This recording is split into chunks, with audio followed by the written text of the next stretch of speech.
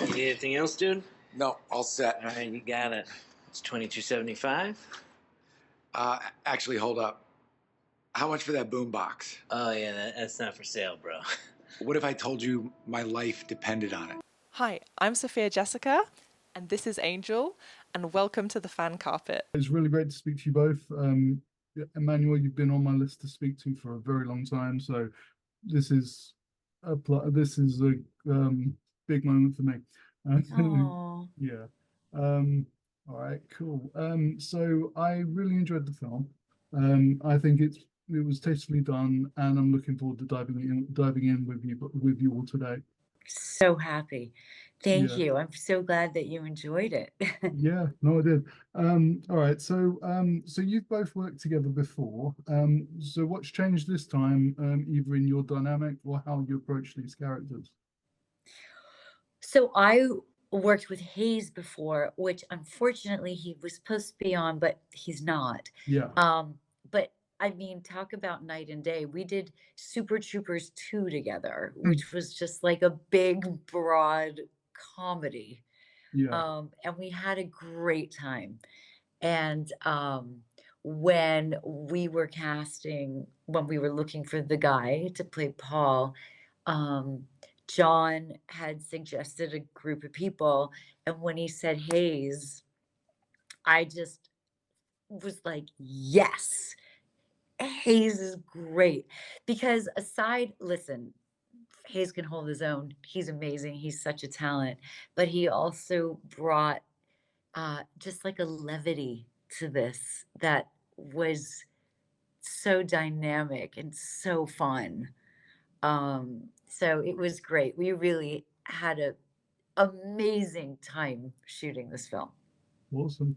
And for you, John, directing them, I suppose it was kind of like a shorthand because they had worked before together. Yeah, kind of. I mean, it's a totally different ball game and different space for the two of them. I think the good thing about a good comedic actor like Hayes, is that, that's a level of vulnerability. If you look at actors like Robin Williams, the translation to drama is incredible. And Emmanuelle, being the only girl on the entire set with the entire crew of men. I mean, she was our mother, and she really helped keep this ship sailing smooth and was game for anything. If anything, Hayes was the most sensitive guy on set, you know. He would, I mean, literally, like, I'd be like, all right, you're in your boxers, you're standing at the doorway, and he's like, in my boxers? And I was like, yeah. And he's like, with my shirt off. And I was like, yes. And he's like, well, let's put some stuff on here to make it look like I have a six pack. And I was like, great. We'd have a team come in. I mean, he was lovely, but very sensitive. But that sensitivity is what makes Hayes Hayes. And I was able to expose that. He is a raw nerve, and it was really fun working with both of them. I just said this in an interview prior, that how prepared they were. I've shot lots of things where actors are just looking at their sides in the morning. I mean, these guys were so dialed in that it gave me the opportunity to get an extra take with a subtle note here or a subtle note there. So in essence, we shot the movie in 12 days, and this was not 12 long days. All right. These No. were 12 days. We weren't allowed to go into overtime. We didn't have the money to go into overtime. So these were 12, and every day was a split day. So it was just an incredible pleasure working with the two of them. Yeah, awesome. Yeah, that's the pleasure of working in the independent film. That's the truth. Getting everything done in the less time possible. Yeah. Yeah. Yeah. But if it's less time, it doesn't mean that it has to be, a less of a story. No, The absolutely not. story's paramount. Right. Yeah, absolutely. Absolutely. I've had the pleasure of being on a couple of independent film sets myself, for a film, and the most recent one was for my friend's film Jitters, Mark Zamet's film, that just came out last month. And Oh, cool. yeah, Say he's the just title again. I didn't hear the Jitter, title. Jitters. Oh, cool. All right. Yeah, it's a it's a psychological horror film, but Ooh, it's very good. It's very, I'm very good. writing it down right now. It's very cool. good, very good. And one that came out today, which I wasn't on set for, but they shot in real caves, and that was Howard J. Ford's film called Bone Keeper, which is also incredible. Wow. They actually shot in real caves, so an 11-day shoot in real caves. Wow. Yeah. Yeah. Well, they're one day better than us. So this film sits in the space between love and self-deprecation. Was there a moment in the script that made you go, "This is uncomfortable because it's real and true"? No, because it's storytelling. It's make believe at the end of the Mm, day. I think that they were prepared to do what was scripted. Emmanuelle, like I said, was in charge of everything, yeah. especially anything that had to do with the intimacy. We had long talks ahead of time to make sure that she was comfortable. And then we would talk to Hayes and be like, Hayes, this is what you're doing. That's what we're doing And then today. Hayes would be like, wait a second, wait, what? No, that's it. But I'm joking around, but it's a good question. Look, they dove in head first. Yeah. Mhm. We're shooting this during the time we're with the tail end of an actor's strike. We got the interim agreement from SAG to make this movie. So Mhm. LA couldn't have been more quiet. It was Mhm. almost as if when we were rolling, the entire city was on our shoulders watching us work. It was just felt magical. It really So did. yeah, so we felt like we were doing something that spoke to everybody, but everybody on that set wanted to be there. Yeah. Exactly. Everybody wanted to be there. Yeah. Yeah. And we knew uh we knew what we signed up for. Like we knew that we were going to be telling this story that was going to be um hopefully, if done right, was going to have people talking about their own experiences and their own loves and almosts and all the things. But there were no surprises in that way.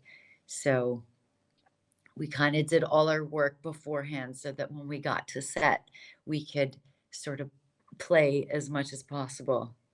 That's Yeah, I awesome. would say, I mean, that's a good question. You know what? Now that I'm thinking about it, there was one moment where I would say where there was, and we shot it two ways, but we were doing the fight sequence. And when you're doing a film where two people are so in love with each other, when you get to the fight, Mm, it was scary for all of us because they're hurting each other and they're not, Yeah. and they're not saying nice things, and he's being outrageous and he's drunk, which is scary. Like all of these things were scary. And I wanted to elevate the moment at the end of this scene when she says, I have a family. And I was just looking around and I saw that beer bottle sitting on the counter. And I was like, just grab that beer bottle and smash it. And it wasn't scripted. And everybody asked me, they're like, do you think that's too much? So that may have been a moment. But once editorially we did it, it made sense because I wanted her to hit him. And I remember saying to Em before, Hayes didn't know, but I was like, when he does that, smack him. And she was like, are you sure? And I was like, smack the hell out of him. And that crack you hear is legit. Uh, real. yeah, it was legit. It was real because she was scared and I wanted it to be real. And Hayes is a hockey player. He can handle it. He was like, oh wow, she really got me. But that would be the only moment where I was like, oh my God. But in editing, it seemed to all make sense. Yeah. Sorry for the Awesome. long-winded answer. That's all right. No worries. Awesome. But I mean, also that works because you guys are friends, so you know how far you can push him. So Yeah, Yeah. not only that, he's my cousin. Oh, they're friends. Yes, I yeah, say they're you friends. guys friends. Yeah. Yes, yeah, they're We're friends. all They're friends. yeah, Put we're their all family. Awesome. Yeah, awesome. Emmanuelle, you've built such incredible and strong connection with the audiences over the years, especially with your recent stint as Lana in Superman and Lois.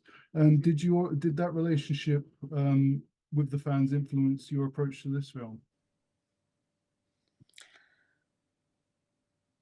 Oh,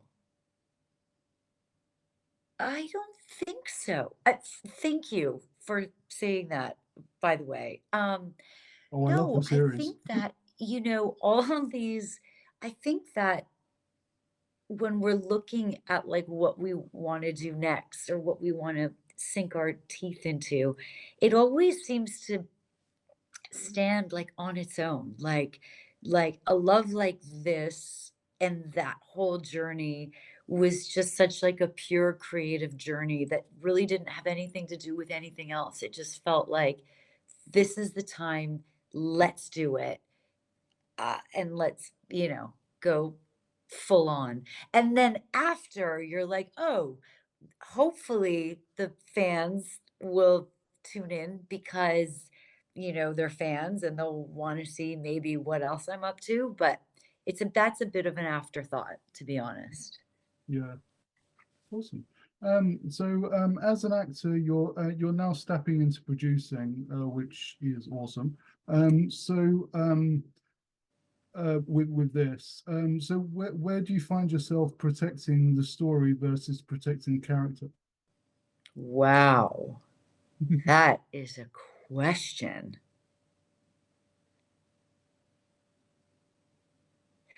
I think that it goes hand in hand because as an actor that is also a producer on the film, I'm just going to be protective of the whole thing. So it's not like, I mean, there are some aspects where, you put on your producer hat. John and I had, extensive back and forth about, some story points and then later on when the film was done about like poster and what the poster should be and like all those things. But in the moment, it sort of is just all together. It's like you're so invested that one feeds the other, if that makes sense. Absolutely does. All right, so just before I wrap up, I have to ask, what would be on your mixtapes? On my mixtapes? Yeah, if you had to choose, what would be on your mixtape? My mixtape would have been like Queen Latifah, um, probably a couple ballads from the Backstreet Boys. Um, there would have been a couple old school rock songs, like probably Journey, Nice. Van Halen? Yeah, Van Halen? Halen. The Cure? Not The Cure. For me, not The Cure. No, for My me, The sister Cure. was like Yeah, super yeah. new wave. I was not, but Awesome. And for you, John, what would be on your mixtape? Oh my God. Van Halen, The Cure, pretty much everything from the 80s. Michael Jackson would be on my oh mixtape. yeah, Michael Jackson. Michael Jackson, man, Prince. I mean, nobody knows this, but there was a bazooka gum competition, and I bought this case of bazooka gum, and I opened it up, and I won Prince's album Purple Rain. Can you believe that? That's awesome. 1984. That was the Stop. first. That was my introduction to pop. Awesome. So good. Wonderful. All right, well, I'll leave it there, but thank you so much for taking the time to speak to me today. It's Thank been you, incredible, Mark. and thank you very much. Thank you, Mark. so Have a much. good It was day. great Will speaking. do. Take care. Thank you for watching The Fan Carpet. Please follow us on Facebook, X, and Instagram for more content. Bye for now.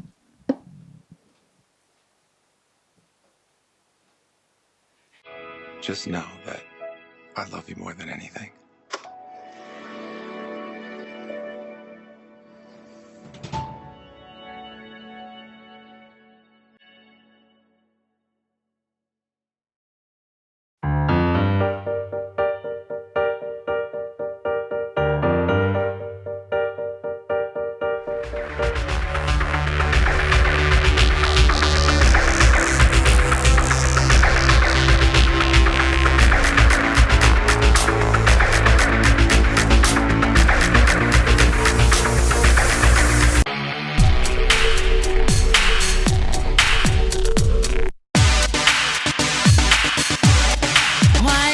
you show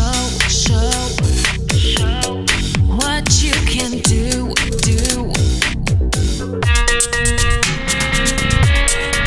I hear a siren. Maybe you were wrong about me. I'm dangerous and still be. Why don't you give me a sign, like the sea that leads a trail along that shore? It's not your problem, it's mine. Everybody thinks that I'm okay. Sometimes I think I am too. I'm on the outside looking in. I'm waiting for the shockwaves to begin. Oh, won't you let me hold you for one time? Just a rainy day in a London cafe, a London cafe. So give me one last serenade. Say to me, or swear at me till the night turns into day. And it was a shame when daylight faded, because we didn't notice at all.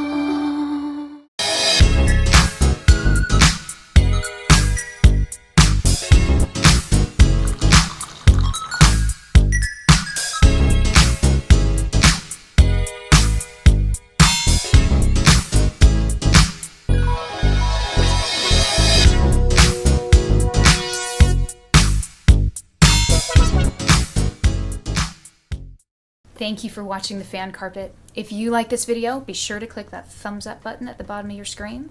And also be sure to subscribe to the Fan Carpet YouTube channels. They're absolutely free and so much fun too. Be sure to check out the official website, thefancarpet.com.